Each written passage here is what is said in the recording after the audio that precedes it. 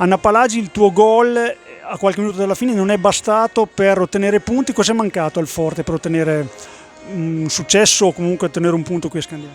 Allora, innanzitutto il mio gol agli ultimi minuti non è servito tanto perché dovevamo aiutarci bene a vicenda, bisognava sostenerci, eravamo stanchi, dopo una partita di 50 minuti totali eravamo stanchi e ci è mancato che piano piano si compieranno tutti i nostri obiettivi, quindi un passo alla volta e quel passo di vincere la partita è ancora molto lontano.